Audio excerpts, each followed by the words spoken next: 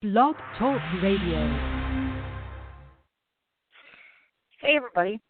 I almost said it was Wednesday. This is how you can tell I'm either overworked, overtired, or it's so early in the morning. Here I am. It's 10 o'clock in the morning, and you know what that means? I never host a morning show. You know what that tells me? That means my guest must be phenomenal because I'm willing to get up at 10 o'clock in the morning. So, hey, everybody. Welcome. It's now Friday morning at 10:04. We're just waiting for Caroline to get on the line, so I'll just do a couple quick notices for you folks so get everybody back in the loop.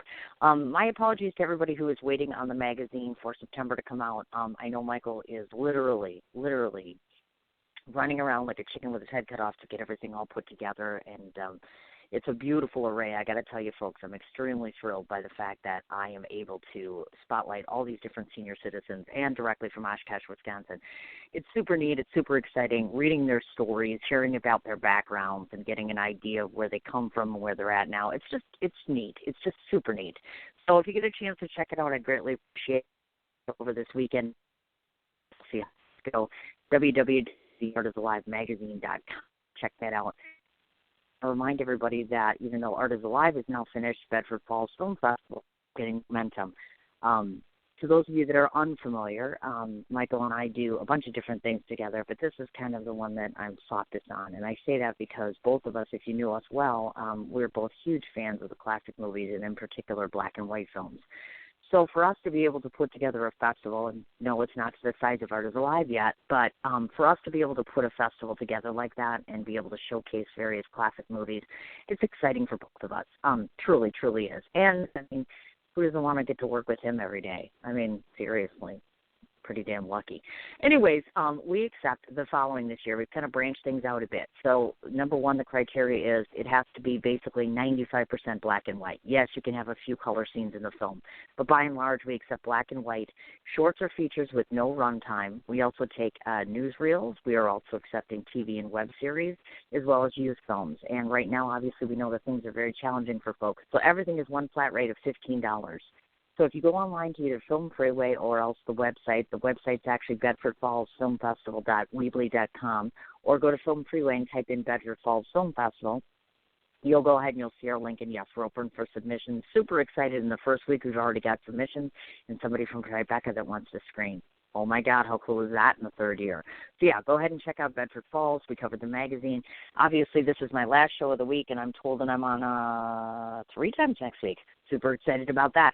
A lot of filmmakers and actors this month on the show just because of the fact that we just finished Art is Alive, so we want to give them some love and coverage. So go ahead and check me out next week. I do believe I am on here Tuesday, Wednesday, and Thursday, but don't quote me. Go ahead and check the Sins Chat Corner page on social media or, of course, here on Blog Talk Radio. What I can tell you is Tuesday it'll be the first ever of its kind, which will actually be a Zoom interview with AJ Govind. He was supposed to be on today, and we had to do some shifting around. So please go ahead if you've got Zoom and if you have interest, go ahead and send me a note real quick. I'll send you the link where you guys can actually watch us live. AJ is phenomenal. Done over 40 films. He's already partnered with some of my filmmakers. Super excited. So that's Tuesday, again, at 10 a.m. Central Standard Time. These people are trying to kill me by getting my ass out of bed at the first thing in the morning. See how pleasant I am? Not. Anyways, go ahead and check us out next week if you can as far as that goes. I'm going to try to see if I can pull off getting my rummage sale done this weekend, and I'm begging you to come. You know why? Because I can't live in this house anymore. There's so much stuff I can't even walk anymore. So get your butt over to wherever I can try to find this weekend. No, seriously, I am trying to pull off a vendor event. I'll let you know how things go since I'm not going to New York next week. But, yeah. Anybody interested, just send me a note on that. And the last thing I want to talk about real quickly before I get on air now that Caroline is here and joining us, and I'm so super excited to talk to her. She's a big deal, you know.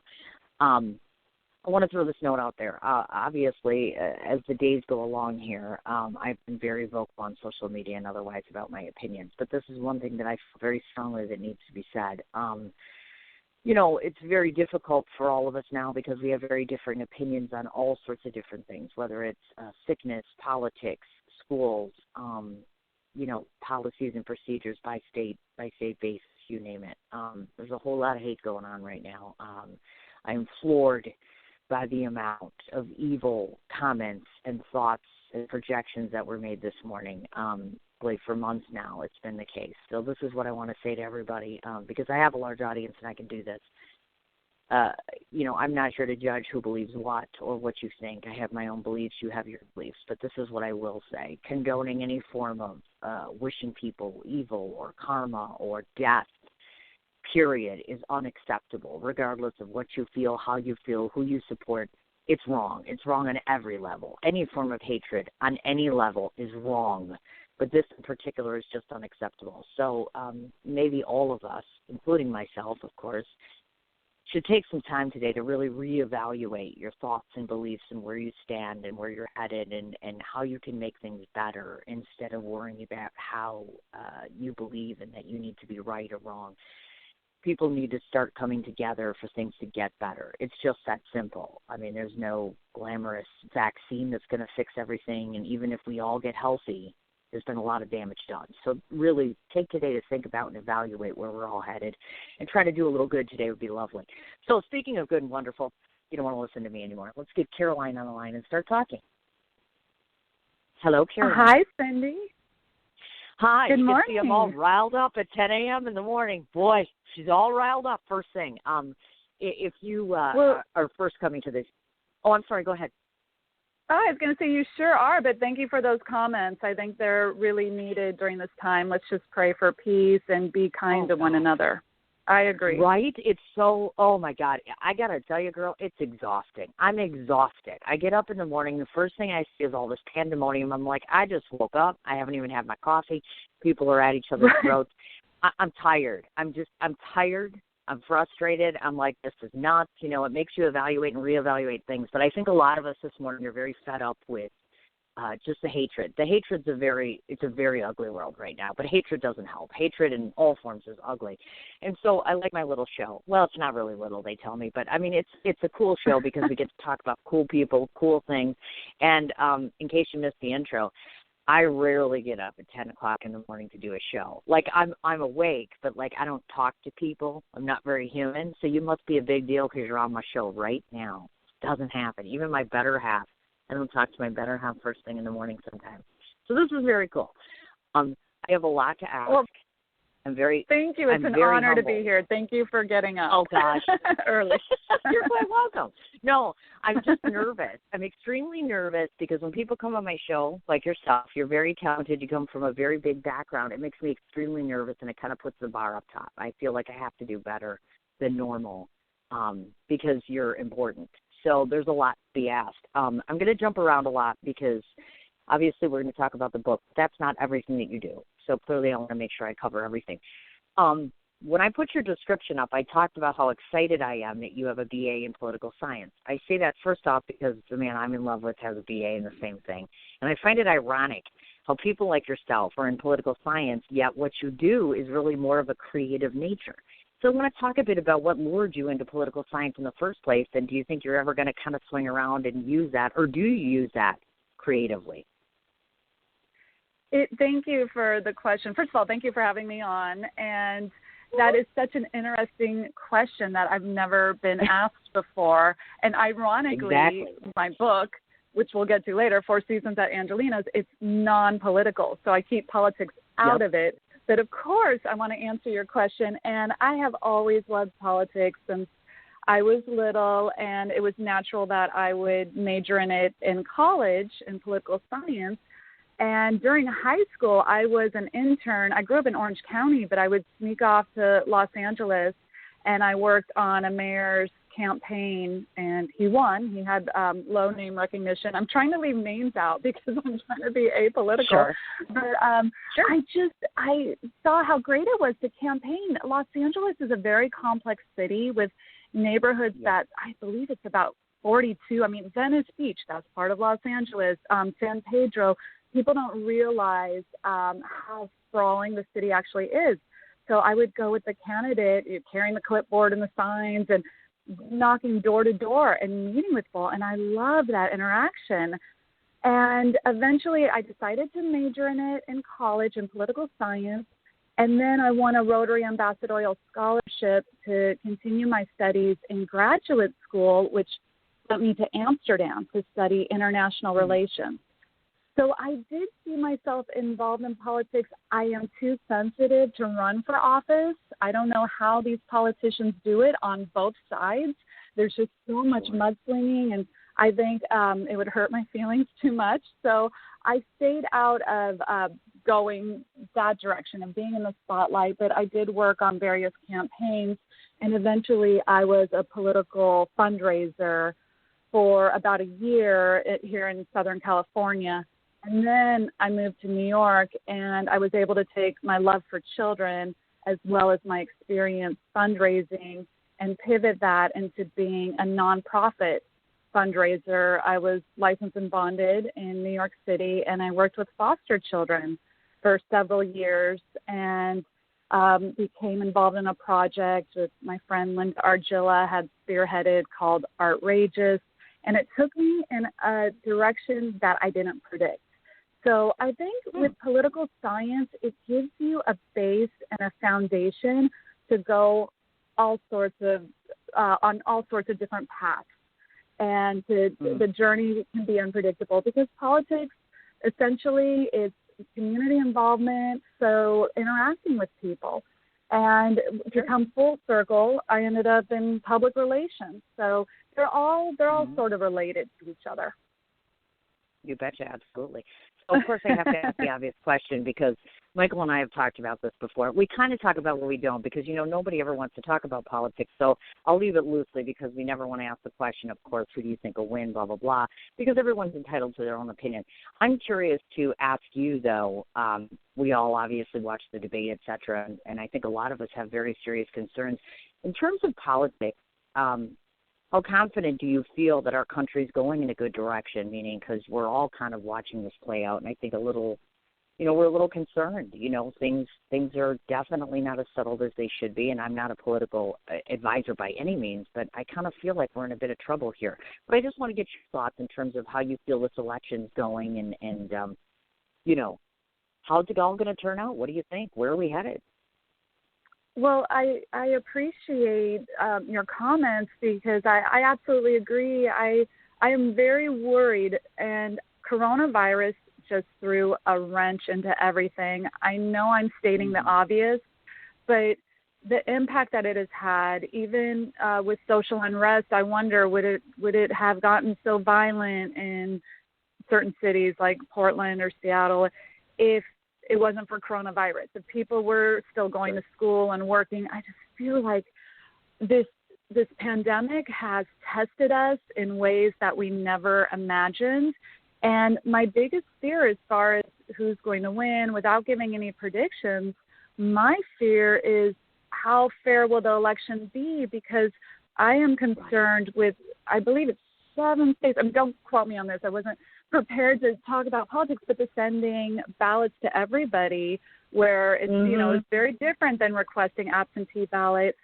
I feel like we might not know who the winner is on election night as we traditionally do. And it could be a repeat of when we had George W. Bush and Al Gore. And I think it took about 3 weeks, or it did take a while for the Supreme Court to finally make its ruling. And that's what I'm worried about is there going to be complete chaos on election night and the days that follow. My mother, for example, has received 2 ballots at different homes. And she's saying, which one do I mail in? And, we're already hearing stories. And as Americans, I think we all want a fair election, regardless of who we're rooting for. We just want it to be fair.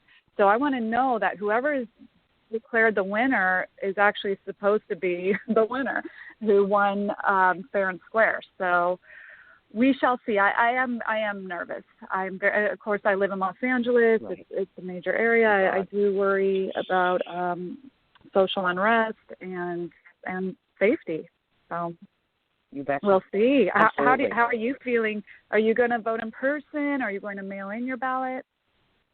Well, this is always the unpopular. Well, I shouldn't say I'm unpopular. Here's what I say. Okay, so this is really the long story short. I feel as though I haven't voted. I did not vote last time because I truly believe that there was not a candidate that I believed in. There's always part of me that believes that I think all of us are not naive enough to believe that everything that comes out of a politician's mouth that they promise you they can deliver. It's just not possible. So if they can give you the mass majority, that's fine. I think that this election is really gone beyond the obvious. There's a lot of factors at play here. There's a lot of things going on. Having said that, yes, I will vote in person. I've been a mom a long time. I've been watching a lot of these things. I hear full well what the CDC says, but, there's been so much. This has dragged on so long, and I'm here to tell you I'm of the mindset, not that I am callous or by any means. I get called oftentimes that I don't take this seriously. I do. I see the severity of everything, but I also see the severity of children. I have 4 children, and I've seen how this is damaging to children. I've seen the economy go. I've seen lots of things. So my belief is at this point we need to go back to living in a lot of ways. That plays a factor into this election. I do also think that we need to get a better game plan, period. People can't keep getting money handed to them. We need to get everything sorted out. But, yes, I am going to vote in person. I think there's way too much tampering that can happen by mailing out. I had a girlfriend tell me the other day she's gotten like 4 or 5 of them. I'm like, how can you possibly think this will be a fair election if you allow this? It just can't. It's just not possible. So, I'm very concerned. I'm concerned about everything.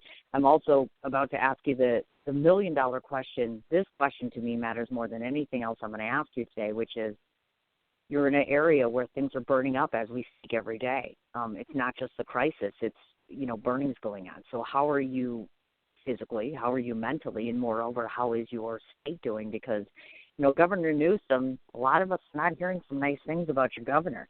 So I'm curious to ask you, how are you all managing? Seriously, how are you managing with this? It's tough. You start feeling like it's the end of the world, but right. I try to be optimistic and remind myself, I look at the history of our country, and we have gone through some really tough times, and I hope that this is a tough time that we will get over like we have in the past. And Sure. I try to tell people, I know that whole stay calm and carry on, it might sound cliche, but really when I talk to my father-in-law's father, for example, who's in his late 80s, and he tells me what it was like growing up during World War II, and just, hearing he served in the Korean War, and then, of course, in the Vietnam War, my parents, that was more their generation, and I know this country has had some really hard times, some ups and downs, and I love America. I love being American, so I am sure that we will get through it.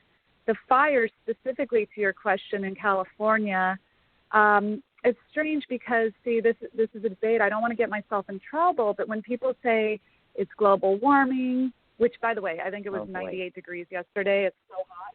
But at the same time, somebody pointed out that, wait, Europe's not having these fires, and there's a way. I went to Colorado recently, and I was flying over these mountains. I see these red lines of powder, and people in control of the forest, apparently there's ways you need to sort of section off areas, and you need to allow fires in certain areas. It's beyond my comprehension. But I hope that with our knowledge, are being collectively our leaders or people in the industry, the fire department, people who specialize in forestry. Sure. Hopefully we can come up with some solutions, because these fires, they're just devastating. My heart breaks. Personally, in Los Angeles, I'm in the center of the city, so I have been okay. Right. 2 of my nieces go to school in Oregon, and they had to be evacuated from Eugene at one point, and that was pretty scary. So I hope to God they calm down. But back to the global warming issue, I read in Oregon, for example, that several of the fires were set. Somebody was angry at his girlfriend. Somebody else didn't like the fire captain. So we as people, we need to stop setting these fires also. Sometimes it's people trying to make food. That's happened in California, cooking like sort of campfire. Of course, you've probably heard about the gender reveal party that sparked a fire. And so I feel like we also have to be more responsible and keep in mind that we're living in an area that's highly flammable, and it doesn't help when rain doesn't come for weeks on end. Sure. Oh, no, I agree with you, definitely. Well, and the other thing, too, is we're all asking ourselves, I'm in Milwaukee, but I used to go back and forth until recently to here in New York City, of course. So we're outside, removed from y'all, so we're all asking ourselves, it's paralyzing or polarizing for us to just sit here and watch devastation and just say, well, what can we do about it? We want to do something. Can we do anything? It's tough. I just believe in advocating peace, and I also attribute some of the unrest towards social media and how vicious people will be on Twitter or Facebook that they probably wouldn't say the same thing to your face, hopefully, or to one another, but just the hatred. And I think we've become dehumanized, sitting behind the computers and venting our frustration at one another, when let's try to work together. That's what I'm hoping for, praying for. Absolutely. No, I agree with you 150% as far as that goes. And I'm glad to hear that you're doing okay. I'm constantly looking at that all of the time. And clearly, it's sad. I rarely ever get to New York, or L.A., I should say. I'm more a New Yorker than I'm an L.A. person, but people keep telling me, you got to come out here. You got to come out here. So this might be it. After the end of this year, I might say, all right, I might get a little more LA friendly. A lot of you folks are super nice. Amy is wonderful. I'm like, I'm in entertainment. It's either LA or New York or both. So I'm like, I need to get on the plane. I need to get out there. Thank you for sharing that. I think it's important that people hear, as much as they possibly can from the people living it and living there, what's going on, because we only get what the media tells us. So, what can I say? I want to ask you about, you actually went to Netherlands University and got your MA in International Relations. So most of us don't even go to get an MA, let alone going out of the country. So why the Netherlands? I find that fascinating, too. I'm like, what would make her want to study in the Netherlands? And tell us a bit about education internationally versus here in the States, because I deal with a lot of international filmmakers. They're lovely. I mean, they know their stuff, top par. So I'm curious to get your thoughts. Well, thank you. The Netherlands was a surprise to me as well. When I was finishing up my undergraduate studies, I was a research assistant for one of the leading experts in the Middle East, Dr. Jabra, and he encouraged me to apply. I wanted to go to law school, but I didn't have the funds, quite frankly. I was worried about the cost, and he said that I would be a good candidate for the Rotary Ambassadorial Scholarship. And so I competed with other students here in Southern California. I went to Loyola Marymount University. So I had to compete with UCLA, USC, and a few other schools. And they picked about 4 winners, I believe. But as part of the scholarship, you have to make a proposal. And I wanted to go to England, France, or Spain. And that's why I'm laughing when you say, how did I end up in the Netherlands? It was completely by chance. Because the Rotarians said, once you receive this, you have your graduate school paid for, but you are representing your city, your state, your country in a different city, state, and country. So the Rotarians would take Turkish students, for example, and send one to Seattle, or send a French student to Dallas, Texas, wherever it may be. They have their own system of deciding, and they told me that we need an American to represent the U.S. and California, L.A., in the Netherlands, and that's going to be you. I remember at the time I was, I guess I would have been 21, looking at the map thinking, I know it's next to Germany, but now I feel foolish saying it, but at the time I'm like, I said, Netherlands, okay, I know it's right next to Germany, but I don't know much about this country. So I ended up studying at, it's called Universiteit van Amsterdam, and it's in the middle of Amsterdam. I lived down the street from the Anne Frank house. I should say on the same canal. It's called Prinsengracht. I don't have the best pronunciation, but it was so interesting. It ended up being such a blessing. I went from Southern California girl, driving a car, to riding a bicycle to classes. That's what they do there. And it was great. Like, the whole town's on bikes.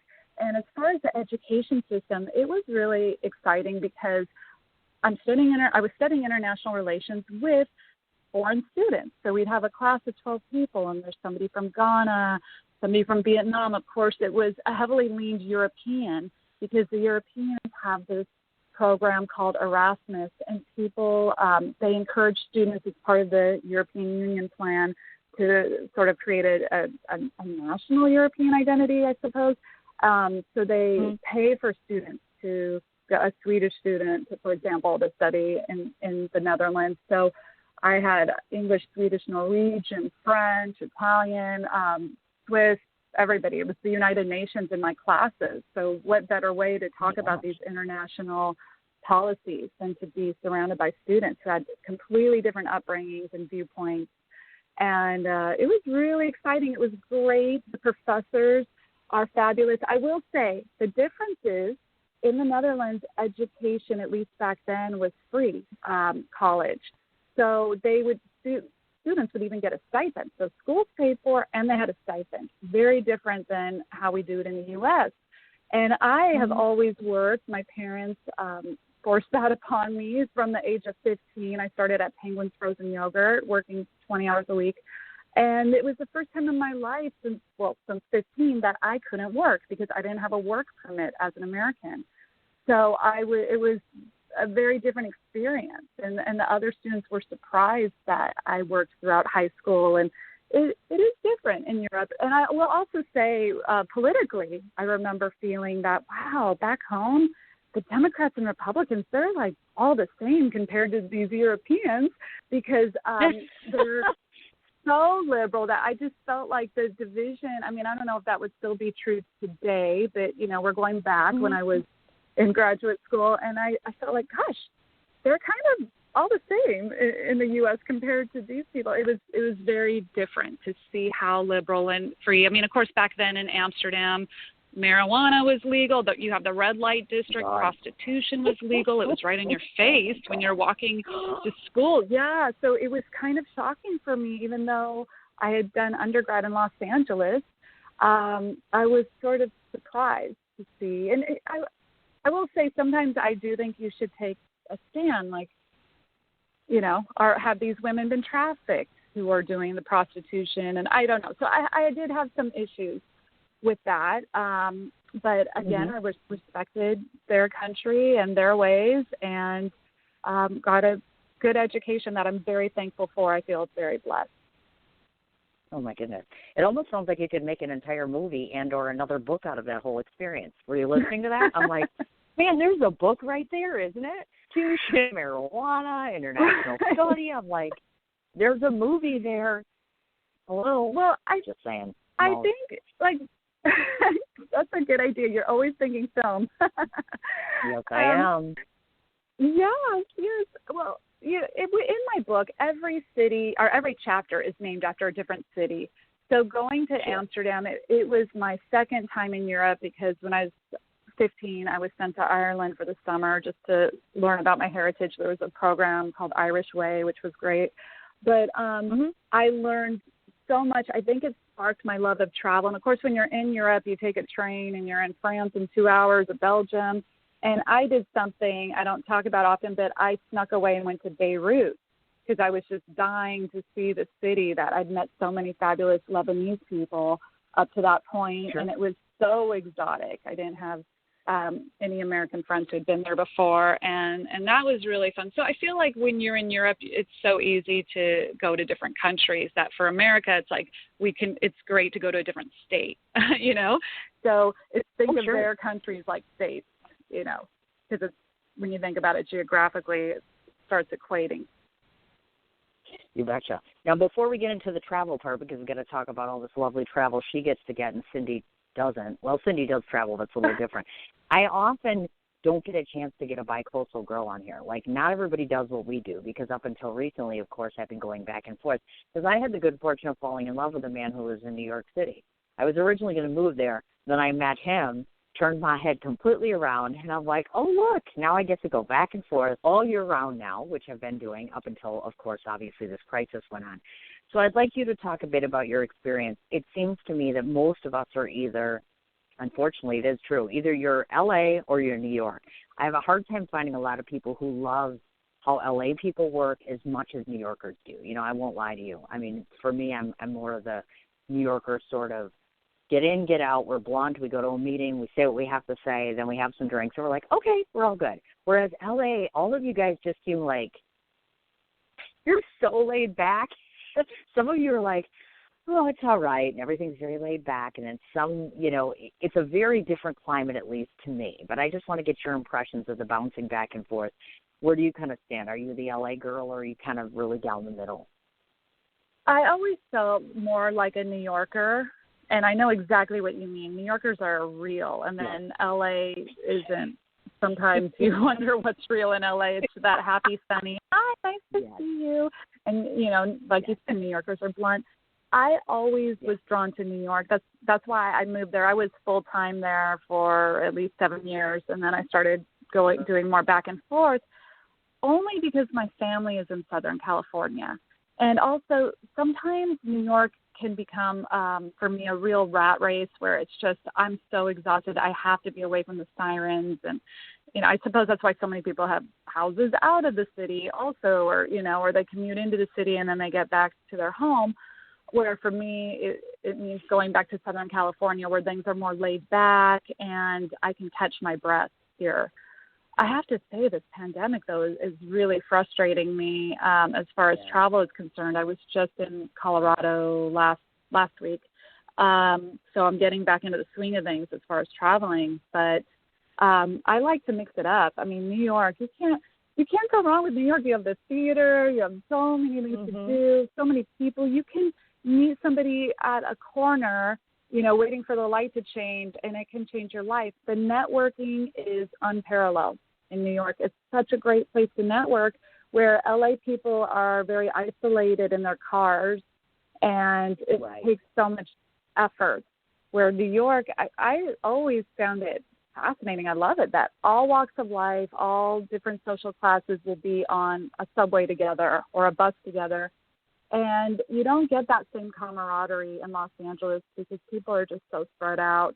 I remember I used to work on Rector Street, and I lived uptown, and I used to take the subway. I remember one freezing morning in February, and there was a man, like a Chinese man, and never met him, and we both kind of fell asleep on each other. I know that sounds so weird, but I'm just trying to display like the closeness that like a stranger and I could just like, we're like kind of like leaning on each other for body warmth. And that's what's exciting about New York. It's like they really mean it when they say New Yorkers, like we're all one big family. I feel like maybe a bit of a traitor because I'm spending so much time in LA, but I like how people really come together regardless of backgrounds or, you know, friend opinions and feelings. When push comes to shove, we really all can be together as New Yorkers, and I should say the same thing as Angelinos too, because we've had a hard year too. Of course, we lost Kobe Bryant. I mean, this has been such a bad year. It's been an eye-opener, I think, in a lot of ways, and I think you're right in terms of, you know, like I said, I really feel kind of like you, only on the opposite spectrum as far as with the LA thing. I feel like I should invest more time. I mean, I know how people are there, but I have such wonderful friends that I never get to see there. There is a lot of LA that I've never seen. In fact, when I was researching you, I saw the pictures. Now, my honey loves drive-in, and so I happened to notice Mel's drive-in, and I'm like, oh, my God, 2 reasons right there for us to travel to LA. That is it called Il Paso Drive-In. I looked at both of those, and I'm like, I could totally, oh, my God, I would fall in love with those. Oh, my gosh. First of all, Mel's Drive-In, it's a little subplot in the book, and I just love that place. It's on the Sunset Strip. They have a few other locations, and I love them. I've never worked for them. I've never consulted for them, but I just like that 50s diner. And I know with you enjoying classic movies, I think that this would be a really great place for you to go. But they have the best milkshakes, and they've done a good job during the pandemic. They converted part of the parking lot into a dining room, or a dining area, I should say. And people are so nice. They seem really happy to work there. And, of course, in LA, it's 24 hours. So after clubs or events or whatever it may be, you can show up there at 2 a.m. and you see, all kinds of people mixing with each other, just grabbing a bite. It's great. And Il Pastillo is my favorite Italian restaurant in Beverly Hills. I love it. It's a lot of outdoor dining. It's on a corner, a lot of good people watching. And, of course, the food is delicious. They do a great job. Oh, absolutely. Well, and like you had mentioned, so lots of reasons for you to come. Well, yes, and this nice new young friend that I have on the other end of the phone here. It just, every day there seems to be more and more reasons. Plus, when you work, I'm very heavily involved in film now, which I never used to think I would be. So obviously it's a hub there. Hollywood is there, that, but I won't lie to you. The industry has gone through so many changes. That's kind of why I think it's just a love. It's not really love-hate. I don't hate L.A. I feel, the higher up you go and the more you start talking to people, the more you learn things, and the industry is very complicated. I do want to mention, though, like you were head on as far as your thoughts and feelings as far as New Yorkers go. One of the things that I miss, which I'm hoping, I do have to get back to New York for a couple different reasons, not just Michael, but one of the things is I miss Little Italy. Not only has Little Italy gotten, this, it's so much smaller now. The idea of the outdoor dining all year round, I'm like, as Michael puts it, what are we going to sit in the street and eat? Which, basically it is what you're doing. And I'm like, to cuddle him, but like to cuddle him in the street eating in Little Italy when it's like 10 out, I'm like, I just don't know if I can do it. But I miss, Little Italy has beautiful places. We met in Washington Square Park, so it's all those memories and things that I miss. And, I talk to New Yorkers. I don't need to tell you this. I mean, it's dying, it's dying. Broadway's not coming back till 2021. It just, my heart hurts just to even look at New York City right now. It's just, I cry. I mean, it's very hard for me to adjust to how things are right now, but there's a lot of food, there's a lot of theater, there's a lot of art, there's just good people, lots of tourism, both places. So basically, folks, what we're saying is go to New York and then go to L.A. or vice versa, but support both of these arts communities. I can't say that enough. I cannot be a big enough advocate for the arts, period. The arts, in some ways, are what gets some of us through this right now. So definitely. Next question I want to ask you about is the travel side of things. For those of you that don't know or haven't ever visited her website or watched her on social media, she does have this absolutely extensively and engaging and enriching travel blog that she does. So this is what I want to ask you about that. I know we're not supposed to ask this, but I'm going to do it anyway. So there's got to be a time where you traveled somewhere and you're like, oh, my God, I just can't. Like, I have nothing. Have you ever gone somewhere where you were like, you just really kind of struggled to find a whole lot of good to this? Because, of course, we all know, it's like with anything. I mean, I've had wonderful guests. Every once in a while, I come across one that's a bit complex or a little complicated, but travel to a place where you found yourself just a wee bit disappointed or kind of maybe writing it was kind of daunting, as sad as it is to say, right? Or has every place just been that wonderful? Well, okay, one of my techniques, or I don't know how much of it is intentional or it's just the way my life is that I often will go to a place for 3 nights and I'm out, like in and out. And so to me, I mean, as far as a destination goes, I do realize certain places, I think to myself, I could not stay here for a week. This would get annoying for one reason or another. And it could be maybe I have ADD, but there's certain places like I absolutely love Miami. I love South Beach. I usually go to Art Basel every December, and I love Miami. But I was there with my mother last December and for the art fair, and I told her, I don't know how I would do like a week of this. Again, of course, we're in a hotel, and we don't have a home there or anything, any friends or family. I have a few friends, but my point is, there's a place where I think I really like visiting. I absolutely enjoy visiting. I don't know if I could live like with the Caribbean style weather there, because the thing about Miami, I feel like I'm not very productive because I'm just like enjoying and relaxing. So there's certain places like you could go to Paradise. I mean, when you think about it, when you think of the people with resources, like all the New Yorkers, I have a great friend in LA, and he says, I don't understand anybody who has money and chooses to stay in New York. It makes no sense to me because he thinks it's like too rough. But I think it makes sense because if you go hang out on an island 24/7, you're not going to be productive. And I think everything in moderation. So to answer your question, I can't think off the top of my head of a place where I'm like, oh my gosh, I hate it here, get me out.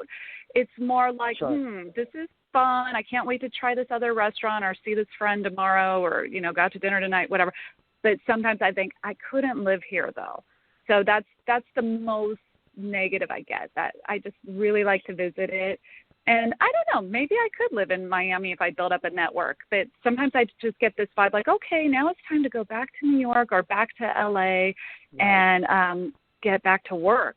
You can't be on vacation all the time, and you'll find the most successful people in the world. If they wanted to move to an island, they don't usually do it. They stay on the continent, and they keep working and keep being creative. Oh, absolutely. So, the other thing to think about – I'm sorry. Go ahead, dear. Oh, sorry. I didn't want to interrupt you, but I do want to ask you before it escapes. When you said you met Michael, I believe, in Washington Square Park, may I ask, just because I do write romantic comedy, so I'm always curious, was it an intentional setup, or did you literally just bump into him? Okay, so I should clarify. So this is exactly what happened, because I've told this story, and I like to tell it because I did not believe that this was the case until this happened. So the long story short is I run what I call the Art is Alive Film Festival. I have done that for years now.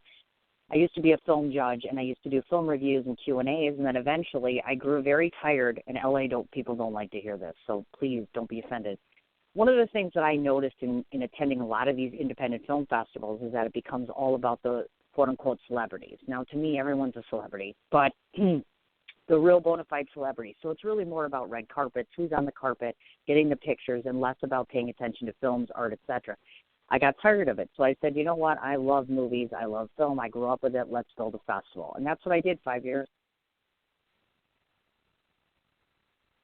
One of Michael's directors submitted a short film. I watched it, and I'm synonymous for picking out certain actors. I liked his performance. I messaged him on Facebook. I said, you really stood out to me, and I sent him a nice note. A week goes by, I'd forgotten about it. So all of a sudden he pops up in my feed, and he's like, hi, thank you so much, very gracious. I'm like, all right, moved on, didn't pay attention to him much. I looked at him, I'm like, yeah, he's all right. I mean, he's not hot or anything, so I was like, okay. So sure enough, I put a casting thing out, asking people. I said, I want to do this movie. He very politely, very gracious, sent me this lovely note in an email and said, hey, listen, only if there's a part for me, will you consider me? I said, all right. Well, I knew I was coming to New York City to have my birthday party. At the time, I was attracted to an actor we both know that I was interested in for a long time. I'm like, it's my birthday. I'm going to make a move. Said guy I'm interested in shows up, acts like a jerk, leaves. I'm like, whatever, I'm done. So I'm like, all right, let's party it up. So I got a little intoxicated. Who did I end up with at the end of the night? Michael shows up with a friend of his. His friend leaves. Michael stays. I got a little too intoxicated. I became, from what I hear, the journalist I am, which is asking him a million questions. He ended up taking me to the diner. And here we are walking at 6 o'clock in the morning around the park. He walked me to the subway like a gentleman. I was up all night. Stayed up till 7 in the morning, went home, and I thought, okay. And then just gradually every month there'd be a reason how we would end up working together, collaborating together, whether it was a festival or whatever. And at a certain point, like I said, I wasn't even looking at him. I wasn't even interested in him that way. And then, wouldn't you know, he just, about 6 months in, I knew. I just knew there was that moment. And I can't say what he did, but what I can say is I have never, ever in my life, a person because of him. I cannot tell you how much he means to me. I just can't. He's the most incredible person I've ever met in my life. So, my gosh, I mean, it's so sweet. He's I'm a pain in the ass over here. Well, and now here we are, I mean, make no mistake, he's a pain in the ass, and he'll be the first one to tell you, oh my God, she is such a pain. But I'm here to tell you he's an incredible actor, but he's an incredible person. I think people don't know him. A lot of people don't know him on a personal level, and I get the benefit of being able to wake up every day and say, person is in my life, and not just, on a personal level. We have a festival together. We had a shirt line together. We now, are doing this magazine together. I just am not my best self without him, and I'm positive of that. And so, I try to tell him that all the time. But, so the long story short is Washington Square Park means a great deal to me. I did an interview there purposely. Pick a New York City that one stands out to me. That, if that had never happened, I wouldn't be here right now to some extent. He keeps me going, and he keeps reminding me that I'm much better than I think I am. So But enough about him, because I say that all the time. But there's your story. So there you go. There's a rom-com right there, I guess. I love it.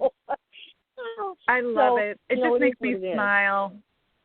Oh, it does. It makes me smile an awful lot, too. He's, like I said, it's nice to be able to tell the story. I guess I should ask, because you do the travel thing, I'm always looking for places. I always, on my bucket list, the number one thing is to go to Italy, and I always said I would wait until he showed up.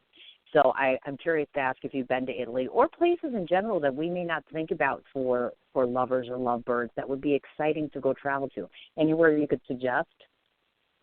Well, yeah, I absolutely love Italy, and it's funny you should bring up Italy because I wrote the sequel to Four Seasons at Angelino's, and I have a chapter on a place called Sirmione. So we're talking, okay, obviously Italy, you need to see Rome. I feel like everybody needs to see Rome, and I think the entire country is romantic because you're surrounded by so much beauty, the art, the fashion, the attitude of the people.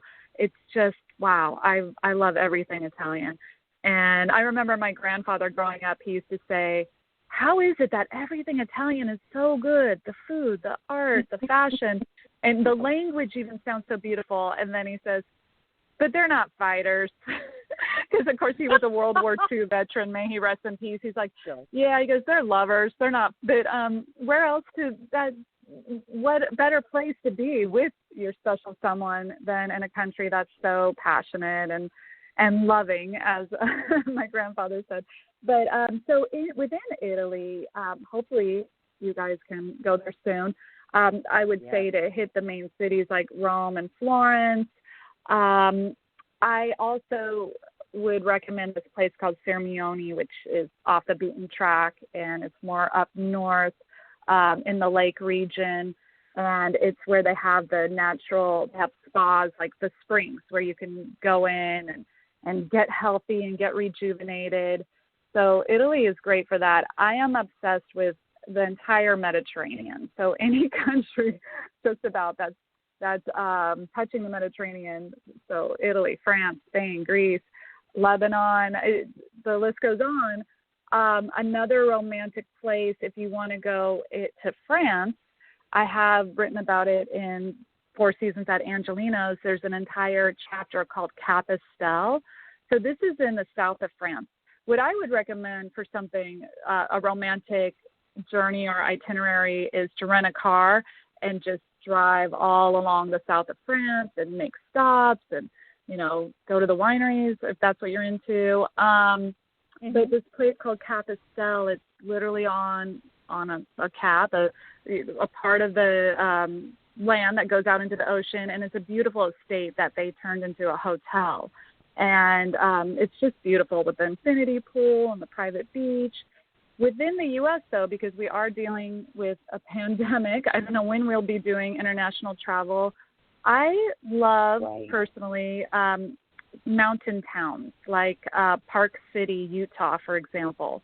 And you can get good deals. It's in between. Like if you were going to make a trip to L.A., maybe you stop at Park City on the way. And I just returned from Aspen, Colorado. And I also love it there. Yeah, I don't know. They have their film festival too, right? There's an Aspen Film Festival, I believe. Everybody has a film festival at this point. Yeah, like literally, you could go almost anywhere and everybody's having some kind of a festival. Yeah, come to our festival. We're having one over thing. But no, they do. I'm familiar with that. Not as much as I should be, but yes, I've heard of it before. What I love is when you go to these mountains, they're kind of small and intimate. So I would recommend Aspen, Park City. I also love Santa Fe, New Mexico. I had a very beautiful romantic weekend there before that will always be a fond memory. So just within the U.S., there's so many options. You could have a fun time, go to New Orleans, and get some music, hear some great jazz. And I like places that are kind of small and walkable. I feel like when you're with the right person, almost any city can be fun because most cities these days have some great places to eat and some things to see, a sunset, and just being with your person and having time away from the computer, from social media, like just take a break from it all and enjoy each other's company. Absolutely. I do want to ask you this because a lot of the people that listen to my show, including myself, are either single parents or families, etc. Nowadays, especially with what's going on with the virus, things are even more tight in terms of budgets and things like that. So if you were to recommend some places right now at this point that you think are both budget conscious and beautiful as it relates to family experience, what would you recommend? I would definitely see what deals the airlines are offering because, for example, Park City, also I should mention, when I'm mentioning mountain towns like Aspen, Park City, there are times, Vail, another one, when you go when it's off season. I just got back from Aspen. You think, no, you only go there when it snows. That's not true. You can go during the summer. You could go during the fall before the snow comes. You can see the changing of the leaves. So maybe think outside of the box and go when it's not high season somewhere and you have less of a crowd, more options. And as far as making reservations or finding things to do, less lines. Again, I know we're dealing with a pandemic. But as far as being budget conscious, I think that, again, the mountain town, sorry, I keep repeating myself, but I think that a lot of cities right now are running deals. If you look on like Alaska Airline, I just saw something the other day with their website. It's like, okay, a great deal to Hawaii or wherever it may be with hotel included. And you can get these package deals right now because now is the time that hotels and airlines are suffering and they want to entice people. And I would go on the airline websites and see what they're recommending because, of course, our country is so large that maybe somebody from Florida doesn't want to fly all the way to the West Coast, whatever, so there will be things more local to that person. You betcha. Makes absolute sense. Definitely. Thank you. And then in terms of, is there a place that you haven't gone that you want to get to? I always like asking that. It says a lot. Yes, there is. I'm almost, it's so odd that I've been to places like Morocco and Lebanon, but I have not been to Greece. And so oh my God, really? I haven't been to Greece. I say I still list it as one of my favorite countries because I'm just assuming. I only write about places that I've been to, so you won't see any Greece trips or chapters in my books yet, hopefully someday. And I also have not been to Prague, and I'm dying. I hear that it survived World War II, and that's why it's so popular, is that it has so many beautiful buildings that are still standing. So I would love to go to Prague. And, of course, there's a few other places. I have been so many places, but there's still much more to see. And for a while, you know, I haven't been to the Carolinas, for example. I feel like there's places within the U.S. that I still need to discover. You betcha, absolutely. And then the one other thing I wanted to cover on the travel thing, which is curious. Maybe I'm missing it, but I did not notice. Have you covered cruises before? Because obviously, heaven forbid we say the word cruise right now because, oh, my God, who knows? I'm waiting to, and he's going to hear, we shouldn't reveal it. However, one of the things on the docket list sooner or later is for us to take a cruise together. I've never taken a cruise. I believe Michael hasn't either. So I'm like, cruise travel, I've always been told, is rather engaging and interesting because it's an all-inclusive, and life on a boat, you know, kind of being on there and experiencing is a little bit different. So did I miss it? Have you covered that before? And, of course, do you believe, because you are kind of an expert clearly in this, do you believe that cruises will be able to make a comeback? You know, it's been very, very tough. So I have never been on a cruise. That's why I haven't covered it. I've been on yachts before, which, again, I feel very happy and blessed, but I have not been on a cruise, proper cruise ship. And I know every time I'm in Miami, my jaw drops when I see how huge these vessels are.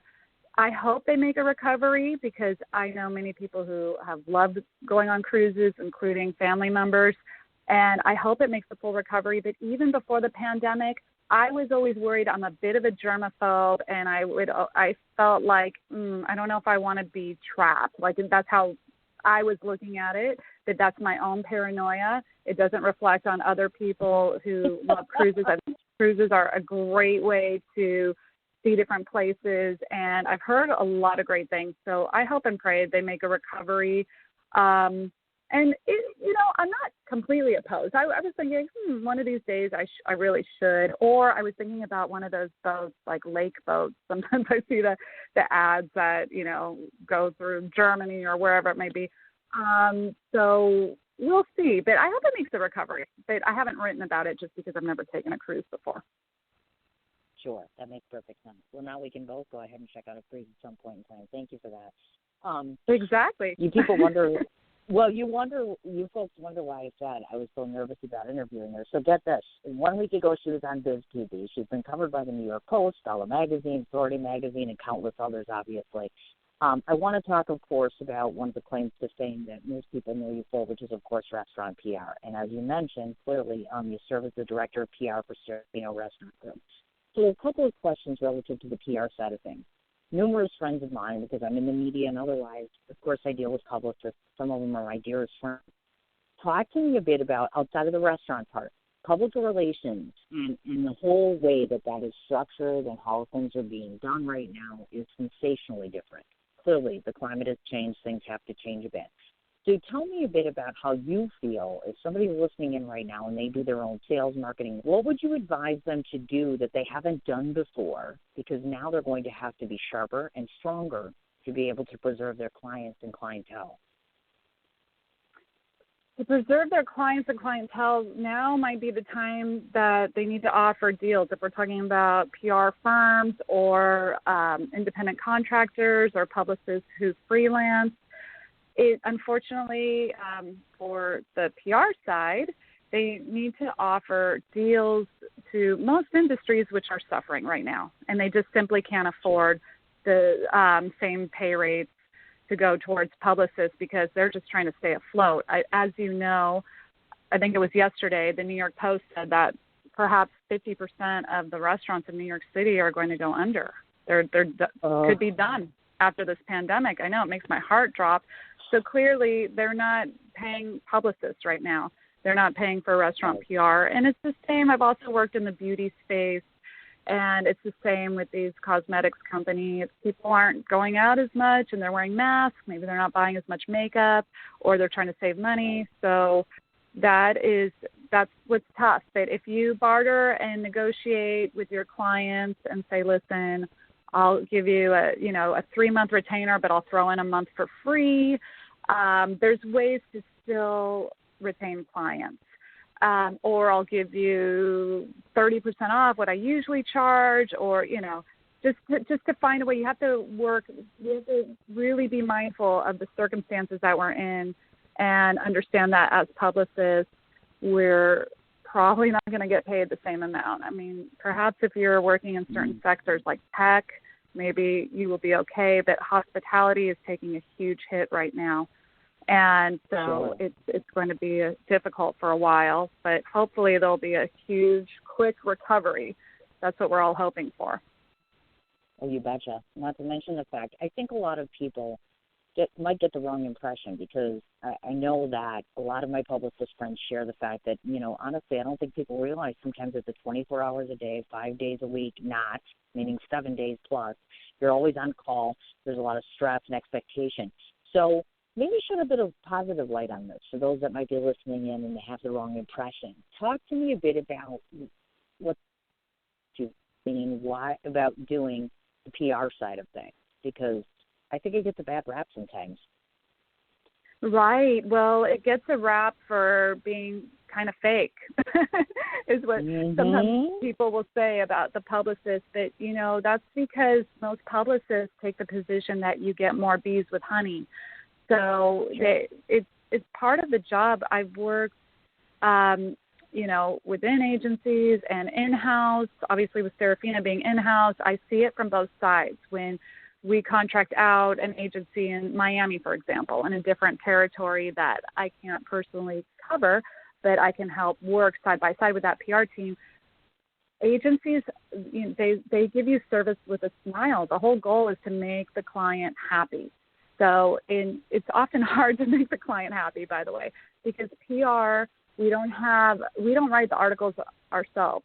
And I can't tell you how many times a client will be like, but why did they say this or that? I'm not the writer. I didn't write it. I gave them the information. Sure. I tried to persuade them a certain way. So it's a really tough job, and I think that if you service with a smile, you're problem solving, and you're trying to make things look good. As far as PR is concerned, you're trying to show your client in the best light. But for those who are hesitant to get into it, I would say to set your sights on an in-house position. It's, in my opinion, a bit more gratifying than being with an agency. For example, when you're with an agency, when you're with a firm, you have 5, 10, whatever number of clients. You're trying to keep them all happy at once. When you're in-house, you get really close to the brand and the company and the people that you're working with, and you get, opportunities and positioning that goes beyond just PR. So, for example, with Serafina, my job duties overlap into business development. So with certain locations, sometimes developers would come to me, and then I'd present it to the owners, and I became a bit of a middleman. So you get more embedded into the company when you're in-house versus being in an agency. I think an agency is much more stressful, in my opinion. Oh, you betcha. Well, and the other thing, too, is I wanted to mention, what I think people forget about is when you talk public relations, it isn't just one thing, meaning it isn't just, here's the lead person and she solely focuses on marketing and promotion. There's a lot of things that fit into that box that encompass your career that aren't just one thing. Like, for instance, I know you have a strong skill in fundraising. That's a huge obstacle for so many people. So if somebody's listening today, whether they're you name it, if there is one strong tool that you could take to them right now and say, hey, if you're looking to get fundraising, this is my... Sorry, you're saying a tool that they should use to get fundraising? You betcha. Even one that you believe works right now, because we're all very much aware of the current climate. So what is one go-to right now that you believe that would work, period? Well, okay, first of all, it's always networking, and I hate it when people tell me that because it frustrates me because I was always a student, and I'm like, wait, do you mean I can't just write something myself? Or no, it's about who knows who, and, so you have to still be social and perhaps try to acclimate your goal or your fundraising drive to a social cause or issue that people will get behind. It doesn't have to be political. It could even be a health, like breast cancer awareness or whatever it may be. If you can kind of encompass something that has a charitable component, it might encourage others to get behind your project or get behind your idea. Ah, very good advice, as a matter of fact. Oh, and we don't want to forget about asking the obvious, because I am constantly about shameless promotion on this show. So, as I mentioned, Serafino Restaurant Group. So we're going to give a huge shout-out. So I already am aware of who they are, but my audience is not.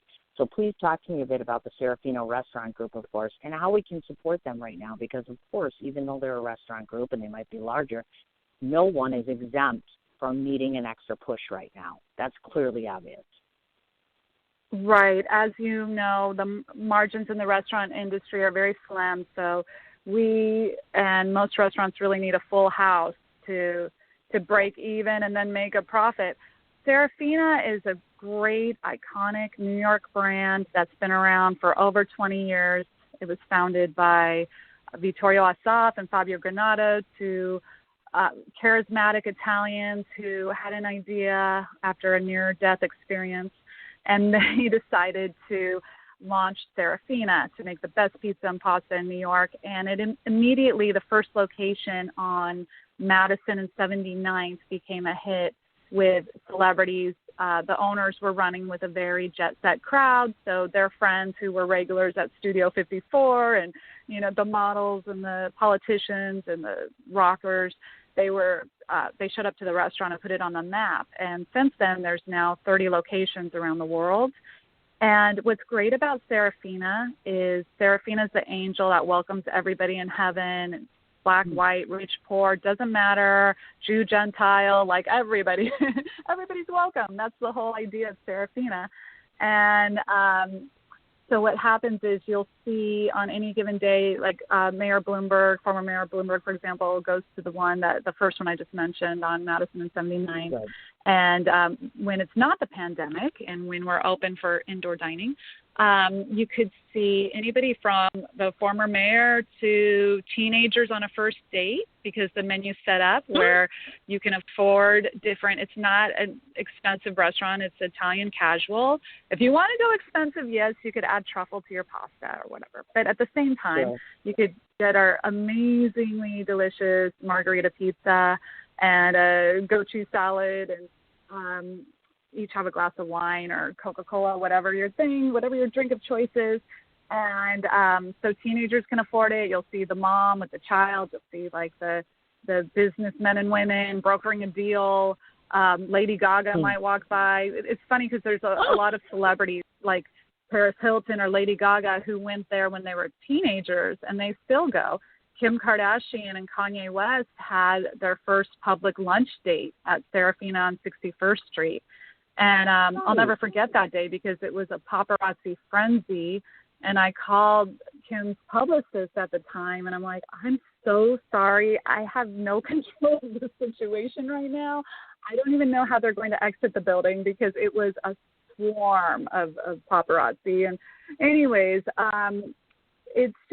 it's an exciting place, and it's somewhere that opens for lunch, doesn't close in between service, stays open till 11 or 12, depending on which location. And each location has a little bit of its own vibe, but universally it welcomes everybody, and it's a fun place. Kids like it too. There's a Bambini menu. So what happens is you have a lot of people, especially celebrities, who will go there because they know their kids will be happy. And the adults can be happy also because the menu is set up where there's something for everybody.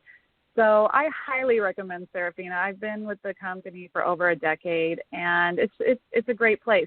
So I got very lucky, too, because I joined as the international expansion was starting, and I was able to travel to Dubai, Istanbul, Korea, Japan, Brazil, India, all these different countries, Russia, to open the new locations in each country, each city.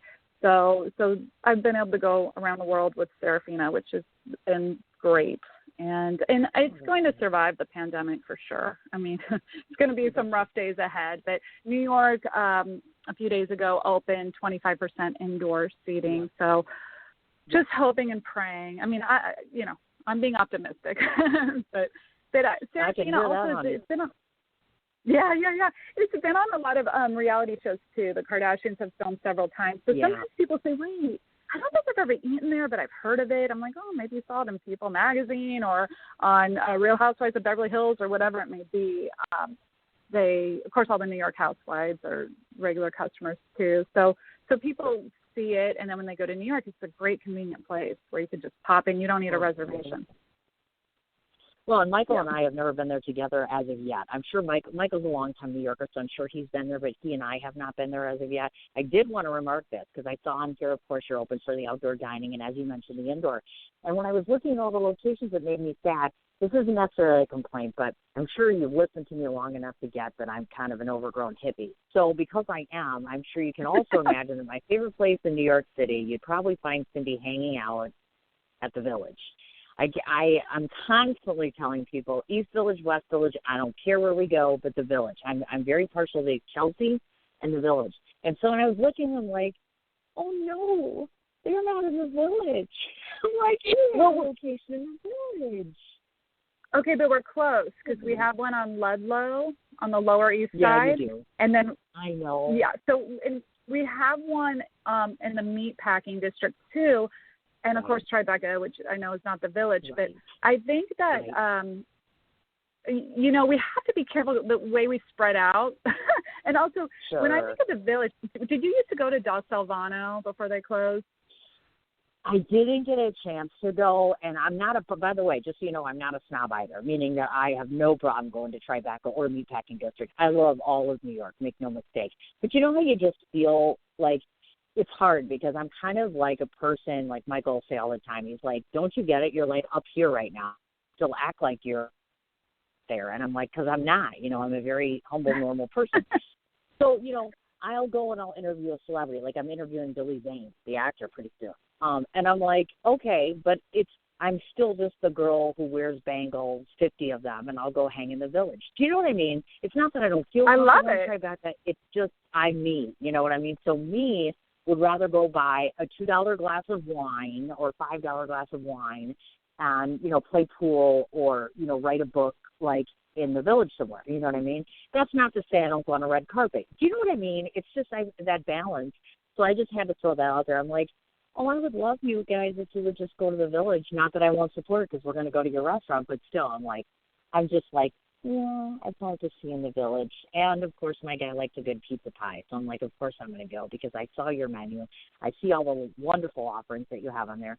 And like you mentioned, the reality stars. I have a lot of Real Housewives that come on here. And so, of course, I know all the different places they film at. So kudos to you guys for being accessible to everybody, but more importantly, you offer an elite experience all over the city, and that's not something that everybody can brag about. So honestly, both of us are literally telling my audience right now, get your butts to Serafino's, and especially now, people need to be out and dining and enjoying themselves and trying to get away from some of the drama going on. Like it or not, we still have to survive and, you know, do these things. Now, this brings us full circle, of course, to your book, which is one of the reasons she came on here, because, yes, folks, she just debuted her novel on July 21st. Why is that sensational? For one, because she never wrote a book and she debuted it. For another, that's my son's birthday. So anybody who does anything on my kid's birthday, kick ass. Yes, my oldest son was born on July 21st, 28 years old. And so I'm like, how cool was that? July 21st, she debuted it. And, of course, we want to talk about the book. But first, let's talk, because I'm a longtime author, so this is what excites me about debut novels. That means that somebody didn't just talk about writing. They actually did the writing, and they actually debuted it, and they're doing something with it. So I find it hugely important to use my platform to inspire. So if somebody's listening in today, and they're hemming and hawing and sitting at home and thinking, I should probably do something, what words would you use to encourage them that, yes, even now, it's hugely important that they share what's on the inside? I want them to go for it. I really think put your ideas on paper before you forget them. Even if you feel like you're having writer's block, put it on, I guess I should say computer, or even notes. So sometimes I'll wake up in the middle of the night, I'll grab my phone and I'll type a text to myself so I won't forget it. But I want people to go for it. I want people to go for it. And even if you don't have the plan yet of how you will get published, at least get your story down, get your thoughts down, and work on your craft and your creativity whenever you have a spare moment. Go for it, 100%. Absolutely. When you were doing this, and as we all know, debut means the first time, so clearly all of us who have done anything for the very first time, I always feel like I'm doing my show for the first time. I still need him to tell me that I'm going to do this okay, because I was nervous, and I wasn't kidding. I'm nervous every day that I do a show or I write an article or whatever. So talk to me a bit about how you managed to find your fear and be able to overcome it and be able to put this out, because I can imagine there is anxiety, even though you're excited about it. Aren't you anxious or apprehensive about what you're doing? Well, I suppose the apprehension or the more, I want to make sure I'm not misunderstood. I want this book to be escapism and not anything, like I said earlier, nothing political. I don't want to offend anybody. And during this day and age, it's something to keep in mind, because I feel like it's a highly sensitive environment. And so I guess that was kind of my fear, is like, are people going to hate it, or is this only going to appeal to a certain type of reader? I've been very pleasantly surprised that men like this book. Initially, my publisher, he said, don't use the term chick lit. It's outdated. Okay, I didn't know that. So I stopped calling it chick lit, and it's like, okay, romantic comedy. But obviously he knows what he's doing because he's the publisher. And men have gravitated towards this book. And when you think about it, romantic comedy, you think of like Wedding Crashers as far as film is concerned. You think of movies like Wedding Crashers, and that's a lot of guys can relate to romantic comedy. Men have feelings too, and it's not all like, female as far as, right, as love and romance. And the comedy part, I think comedy is universal. And if people can smile or laugh after reading my book or while they're reading it, I feel very happy because I'm trying to provide escapism and a distraction. So As far as a fear, I mean, it was a journey to get published. I wrote it, and then had to pitch it out to literary agents. And fortunately, my publisher and I connected very quickly, and he saw potential. He's a New Yorker, and he liked the restaurant industry aspect of the book. And, of course, he doesn't usually do fictions. He said he takes about just a few a year, so I was happy that he took a chance with me. A lot of it is luck. It goes back to networking also. So I just encourage everybody to go for it and don't give up. You hear like a much more inspirational story than mine would be J.K. Rowling, who was rejected so many times and then ended up being one of the biggest authors ever. So take rejection, if it knocks you over, that's okay. We're all human beings, but you have to get back up and keep going. Everybody, the most successful people on this planet have been rejected at one time or another, so don't let rejection beat you down. Well, the other thing we look at, too, is, again, I want to go back, and I hate to bring up the obvious, but we probably should cover it a bit, which is you debuted something in July, clearly when this whole crisis has been going on, and book tours and how we do book, initial book launches is different than it used to be.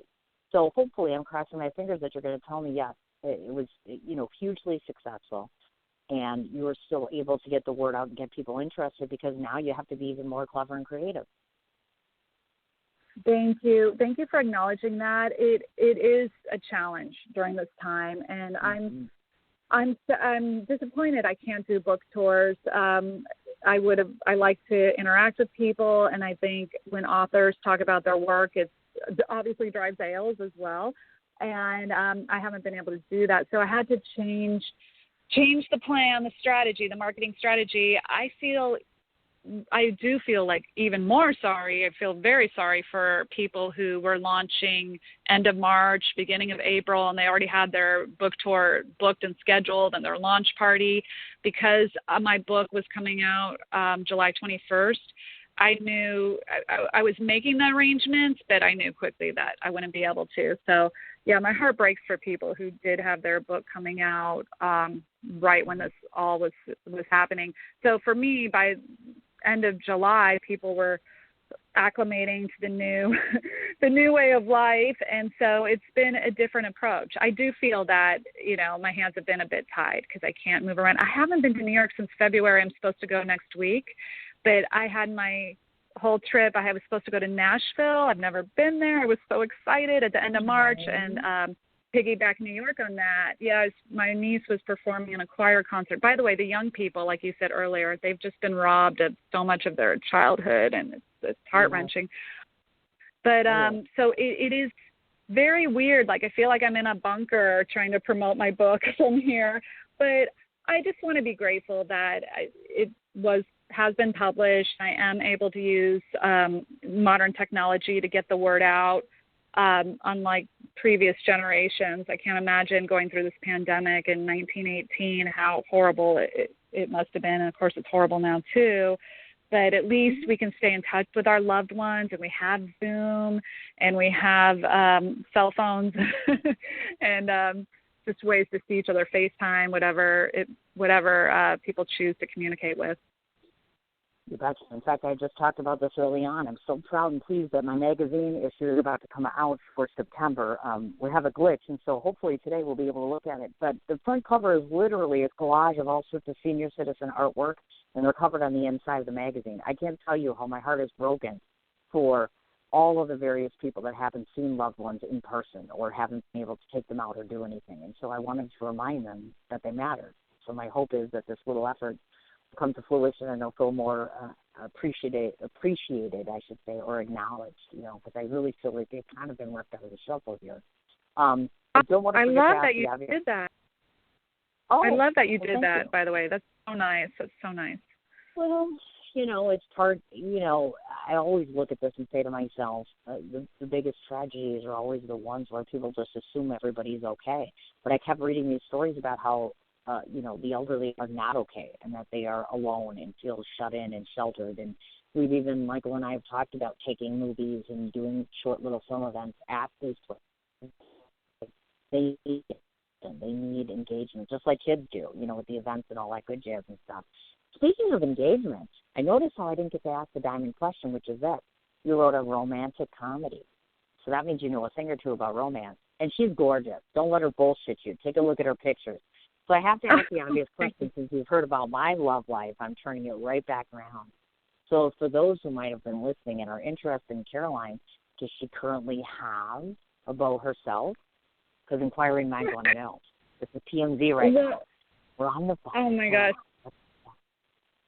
I'm on the spot. See, this is why I like writing other people's stories, so I could be private.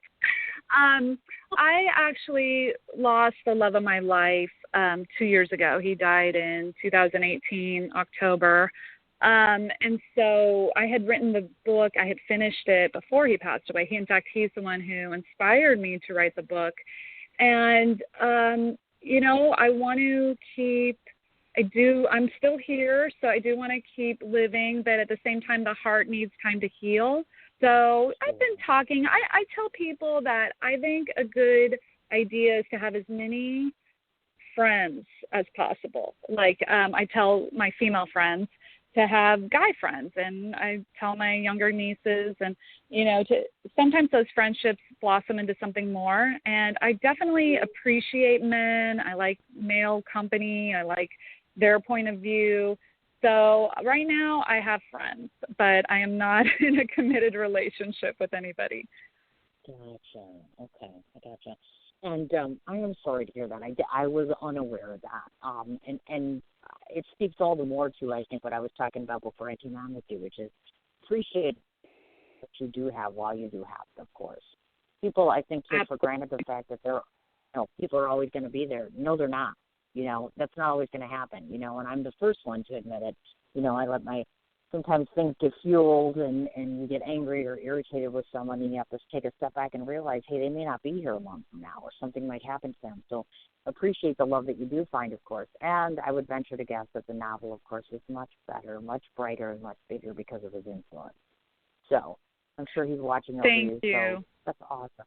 That's awesome. Thank you so much. Well, I guess let's talk about Charlotte. For those of you who haven't got to read it, now, lucky for me, I get to do a review on this. So I've only read parts of this because I don't want to ruin it for myself. So I'm going to let you take over and talk a bit about the book. It's called 4 Seasons at Angelino's. Charlotte, of course, is the main character. Tell us a bit about Charlotte. Where did you find your Charlotte? How did you build up and enrich that character? So 4 Seasons at Angelino's focuses on Charlotte's life. She wakes up one day to find out that her boyfriend is not the Prince Charming she thought he was. I won't spoil it. And she decides to give herself 1 year to find the one. She's a woman. She's a career woman in New York City. She's a restaurant publicist. I wanted to write what I know, a profession that I'm familiar with.